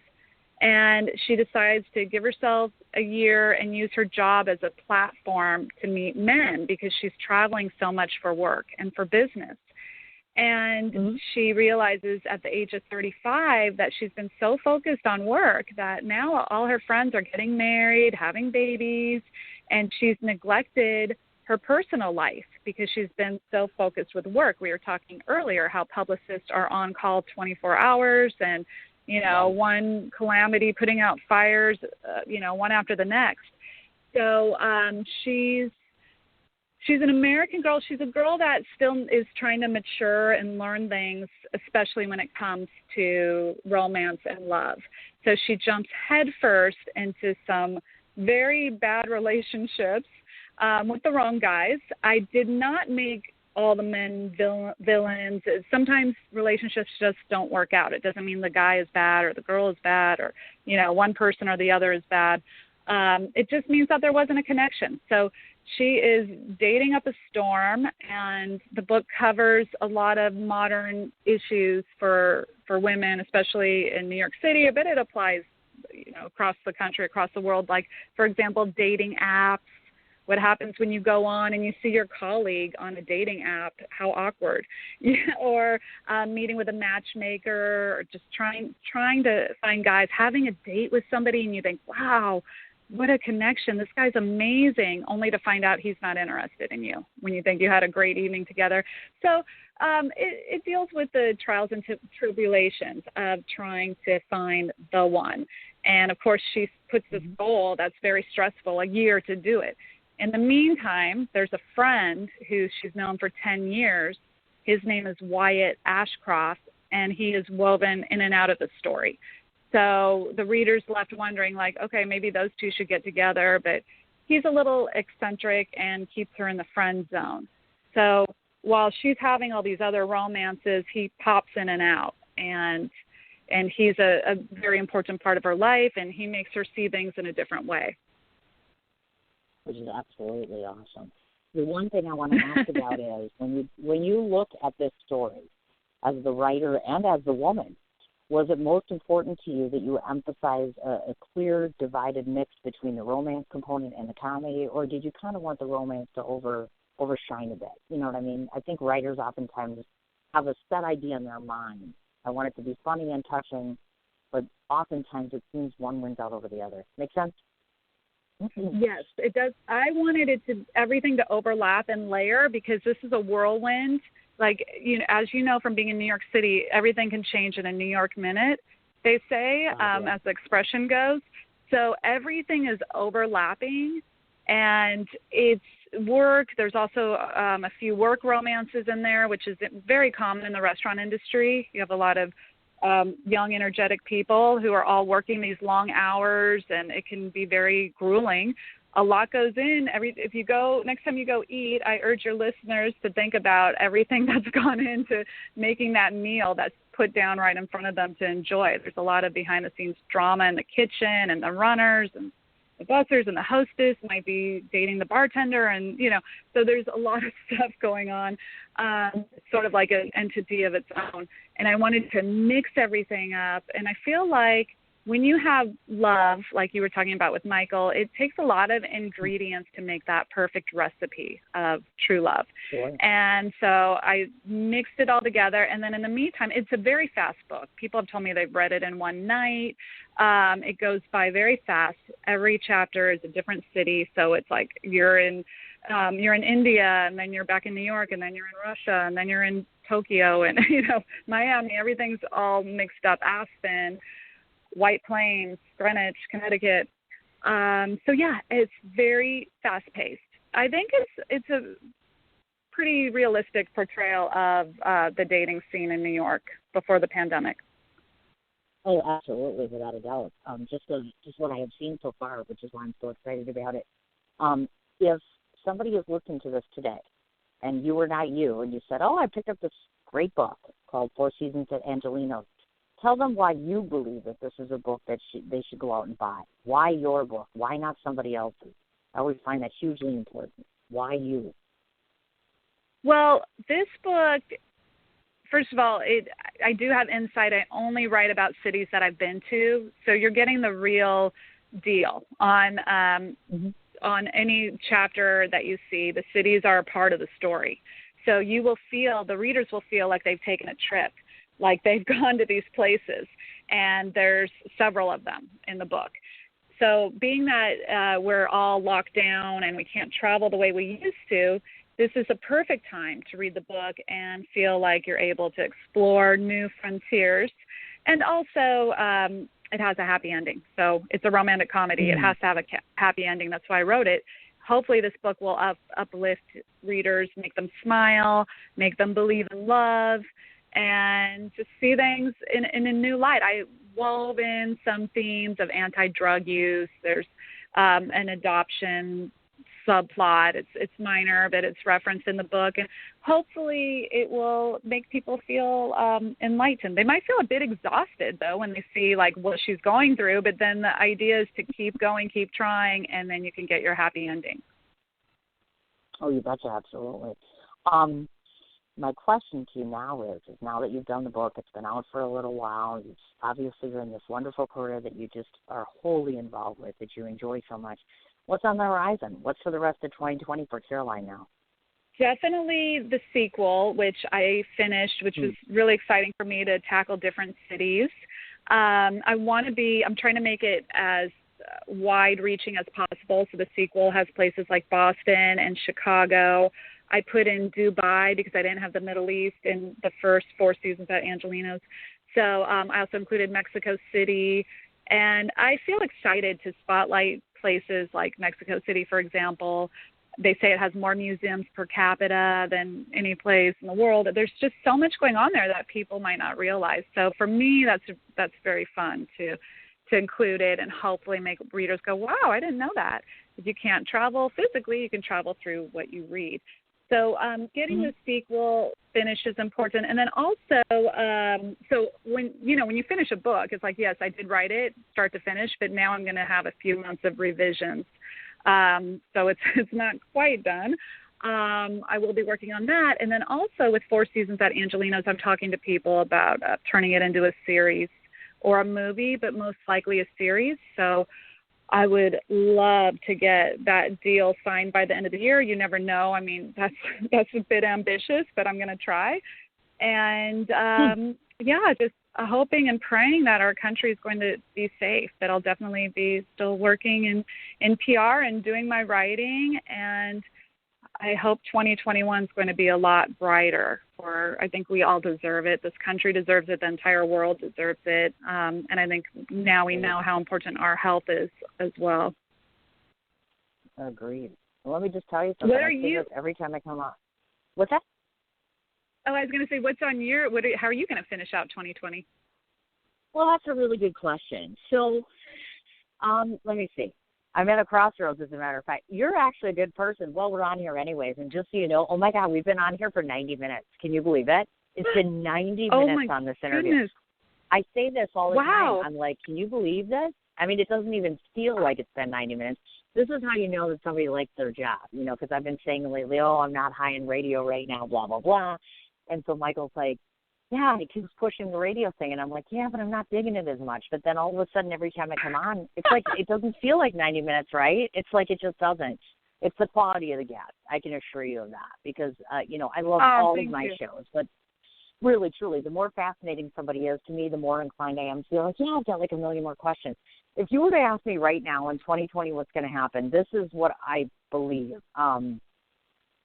I must be having an enlightening, and in fact, Michael and I kept talking about this, so I am going to go see a medium, in fact, probably this weekend, a psychic medium. I feel as though everything is upside down, which is when they say that things will change. I have a magazine that I'm contemplating changing the entire format on. I have a festival that it couldn't be any better than it is right now, and I'm contemplating giving that up. I've been asked to venture into another country, do a second version, third version, but I'm thinking of dumping that. The radio show, I have opted against syndication twice now.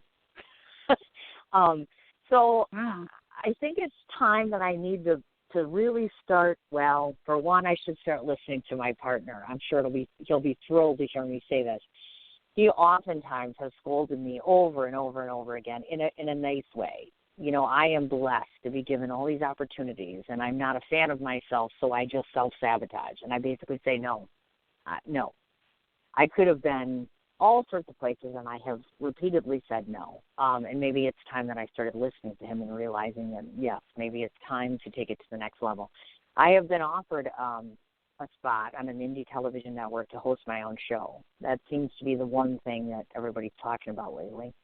Great. So Congratulations. Well, I don't know. I have to say yes first. That's just it. I'm just kind of sitting here in my living room like, okay, what's going to happen? I did just say recently that there is one more book in me. I don't know what it's going to be about, but there is one more book.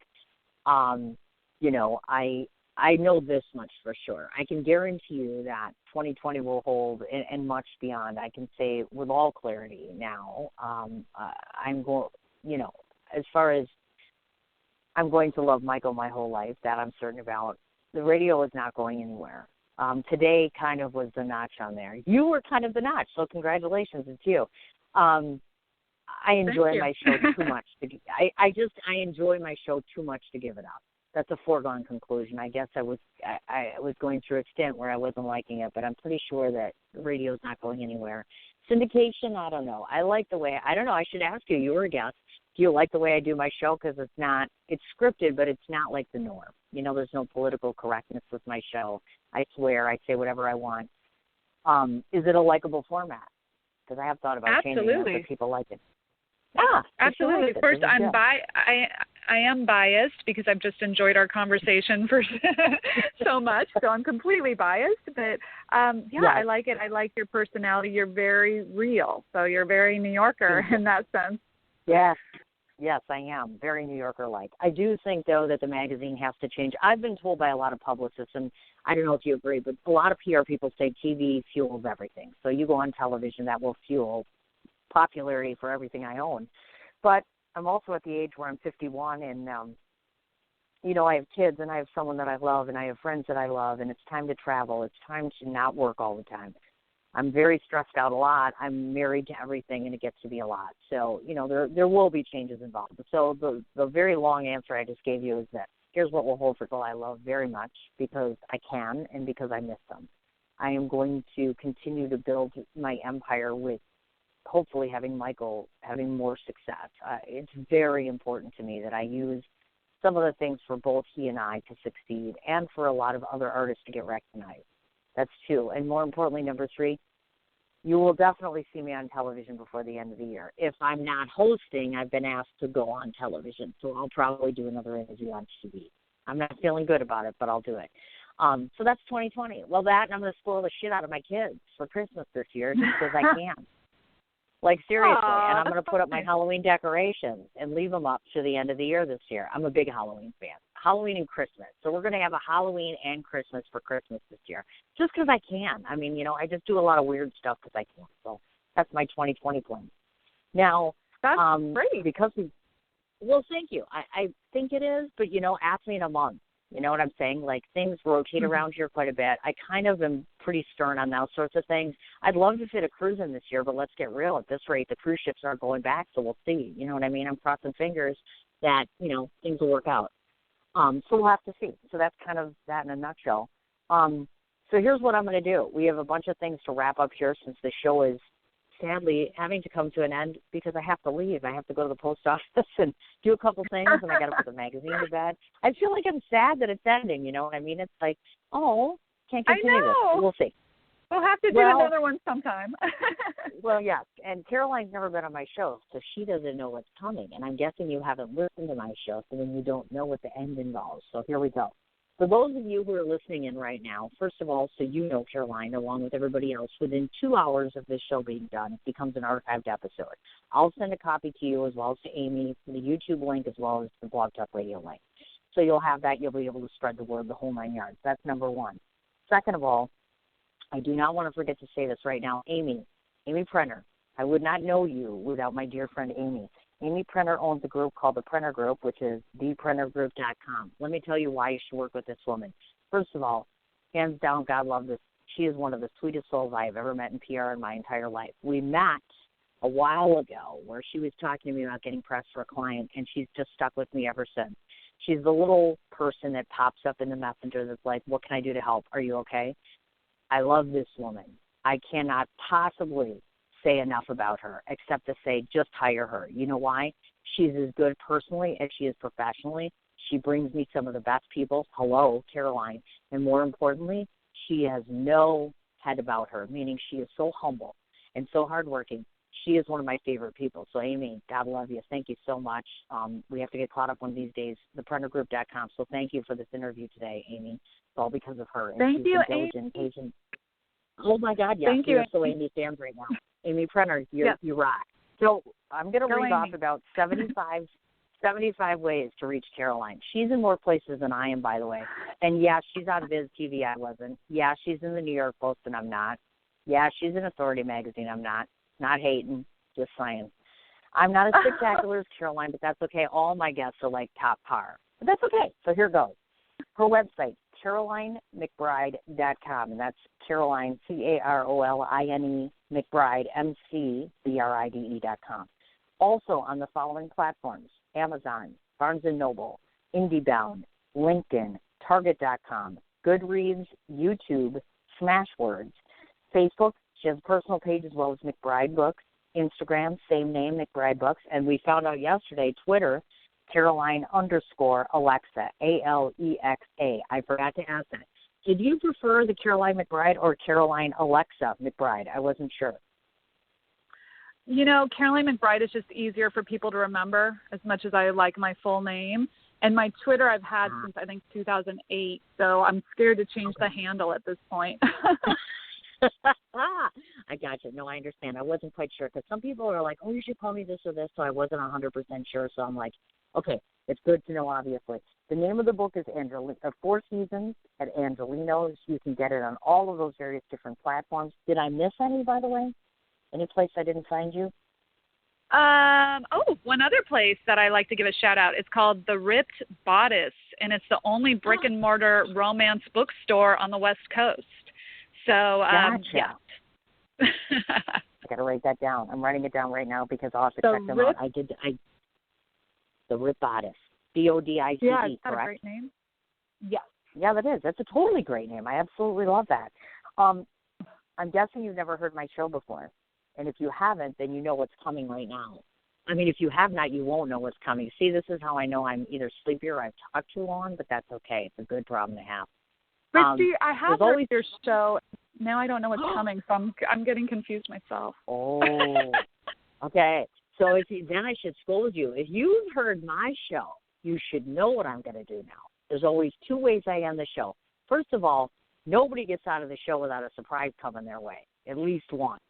Number two, then you know that I get to tell you what I think of you at the end of the show. That's how I end every show. I always tell everybody what I think of them because it's not scripted. The only thing that's not scripted is what I say to you at the end. That means that it actually comes from me. Not that the script doesn't, but that's written. This is not. This is right off the cuff. Second of all, I've come from the firm belief that I am very blessed, not just in numbers and followers, but I get to talk to some of the most badass people all year round, celebrity or not. To me, anybody who's engaging or enchanting or educating or inspiring is a celebrity. So everybody who comes to me is a celebrity. So I owe them something, not because they tell me to, but because it's just fun to surprise people. So yes, Caroline, it's your turn to get surprised. So, number one, I heard you mention earlier in the broadcast that you lost the love of your life. You may not know this, but a while ago, I started to film a movie called 100 Looks of Love. I came to find out that I suck at filmmaking, by the way. I have no patience. I am all about the creativity and not the technical. So my belief is, here's the movie, let's just make it. Who cares about camera angles and everything else? Well, who would have known that all that's important, right? Nonetheless, I am on a pilgrimage to get this movie done sooner than later. And one of the things at the end of the movie I have is a very huge collage that I put together of people that I've met all over that give me pictures of their look of love, whether it's a motorcycle or a pet or a person. So I'd like to offer you the opportunity to immortalize that man. And meaning, if you'd like, I can put a picture of him in this collage. And that means he'll be remembered forever in this movie. That's so nice. Thank you. That's very nice. So that's number one. So you can mull that over. You don't have to think that over. Number two, I thought I might give Serafina. I can't talk anymore. Serafina, Groups of Love. Now, I'm guessing you guys are so big that you don't need anything, right? Every restaurant these days needs some love, so I appreciate that. Okay, so certainly I will ask you when we are off air, of course, how to get a hold of somebody at Serafina to be able to do a write-up on them while I still have a magazine, of course, because I always think it's important to give some love to business, period. You never get too big to where you don't need a build-up, so to speak. So that's my personal opinion. And then one of these days when we come into town, I'll have to come in and, of course, eat, obviously, because we haven't been there yet. I'm sure Michael and I will go there together. So that's number two, is I wanted to offer the opportunity for more press for your organization, because I always feel that it's more important as far as that goes. Number three, it keeps looking like I can't avoid doing this TV thing. So I would be honored if one of the first 10 guests that I have live would be you. I thought about this morning. Absolutely. She's just my kind of girl. So I'm like, I want to throw that out there and say, hey, why don't you come on? Yes, so absolutely, that would be wonderful. So the last part is, of course, to tell you what I think of you. So these are my impressions of Caroline Alexa McBride. Now that we've had over 90 minutes for you all to make your own impression, I just want to share a few of my thoughts, and then I'll let you get on with your day. When she came to me, I already knew that she was going to be a sensation because, as we already talked about, Amy Prenner brought her to me, and Amy is top shelf, and I had no doubt that Caroline was top shelf herself. This is what I've come to learn by the little that I've read of you and what I've seen of you. One of the things that I admire most about fellow females is their ability to be patient, persistent, and passionate. Those are the three words that I would use to describe you, even before I knew you, just the things that I read about you. You exude a level of excitement and energy through your eyes, which happen to the window to the soul, by the way, which gets me excited about participating to one of your restaurants or to be going ahead and doing a review of your book or to host you on my show. You exude life, happy life, contentment, kindness, compassion. These are qualities that I find so very respectable and so very admirable in a day and age where everyone is crumbling around you. Just to look at your face and to see the pictures, the things you post and you publish, give us hope, give us happiness. You are a vessel for people to learn by and to learn to love and support. It is so incredible for me to be able to interview people that have a sense of dignity and deep passion for themselves, people around them, which you exude as well.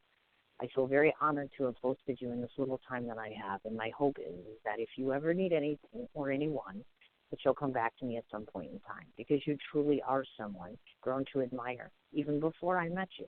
And that's quite a feat. People that know me know that I only give respect to people when they earn it. You all start off on the same level, and I grow to admire you more and more and more the more I know you. Well, you got that right out of the gate. So my hope is that I've served you and Amy well, and that if there's anything else I can do, come back and see me. Thank you so much, Cindy. Are you dead? Your words. Like, oh my gosh. I'm a little bit. I'm like, no. I'm a little bit speechless. It's so kind. You make such nice inferences, and I really appreciate it. I'm honored. I'm humbled by all your kind words, and I appreciate you. You're a very special person, and I appreciate everything you're doing. And, you know, like you said, showcasing senior citizens who maybe have been left out during this pandemic, and you have so many good qualities, and I am so blessed that I was able to speak to you today. Thank you so much. I try, in my little tiny little world here, and I do that for last. I realize that I don't write everything. I am a writer, but believe it or not, I can speak for myself, so that was me. So, yeah, wait about 2 hours or so. I'll send this over to you. Like I said, mull over the stuff that I talked to you about, and you know how to get a hold of me, of course, certainly. And then the next time you're coming to New York or the next time I'm coming to L.A., I'll let you know, because I know for sure I'm in New York this year. L.A., it wouldn't kill me to try to get out there, but I want to see how things settle. But either way, then this way, if you want to see the review for next month's magazine, of course, as well. Oh, that's amazing. Thank you so much. Yes, I look forward to meeting in person for sure. I might even be able to get Michael to come with me. We'll see how it goes. New York would be easier, but we'll see how it goes. But thank you. Just thank you for your patience and waiting for me, of course, and hopefully it was well worth it. And, yeah, I'll get it sent over to you as soon as possible, and now you can get off to your wonderful day while I get over to the rain here and do my stuff. But thank you. Thank you. Thank you so much, Cindy. I appreciate it. Anytime. No problem. I'll talk to you soon. Okay. Well, hopefully meet in person someday soon. You betcha. I look forward to it. Thank you. All right. Thank you so much. Bye. Alrighty. Bye. Bye-bye. Bye. Tell me that wasn't just awesome, right? Caroline Alexa McBride. I just had to get that whole free name into really quick. So thanks so much, folks, for sticking in with all of us here. Let me read all the places to find her again. It's CarolineMcBride.com. She's also found on Amazon, Barnes & Noble, IndieBound, LinkedIn, Target.com, Goodreads, Smashwords, YouTube. On both Facebook and Instagram, she has McBride Books. And, of course, the Twitter handle, Caroline_Alexa. And she, of course, quickly mentioned the Ripped Bodice, of course. So go ahead and Google that and take a look. Again, my deepest thanks and appreciation to Caroline for her coming on today and, of course, being patient, as I mentioned. Also, one more time, Amy Prenner with the Prenner Group. It's theprennergroup.com. Please, in all sincerity, I do say this again. Go ahead and check them both out. The name of the book is called 4 Seasons at Angelino. just to wrap things up, one more reminder, of course, anybody who's interested in joining the Zoom meeting on Tuesday for myself with filmmaker AJ Govind, please go ahead and get a hold of me privately or send an email to CIN4251@gmail.com. Also, go ahead and check the Sins Chat Corner schedule because I'll be posting that up on Monday for the whole week. Again, www.theartisalivemagazine.com as far as the new issue coming out. And that should wrap it up. Unsure where I'm headed this weekend. I guess stay tuned for details. But again, it all starts with the obvious. Thanks so much to everybody for tuning in, for staying supportive, for encouraging me, giving me advice, and helping me along this journey I'm on right now to figure out where I'm headed. I appreciate you more than I can tell you, and I thank you. And I hear every comment, every remark, and I take to heart everything that you tell me. So just know that it's not falling on deaf ears. I'm going to take my next steps very seriously and hope that you take them with me. You all have a great weekend. I'll talk to you next week.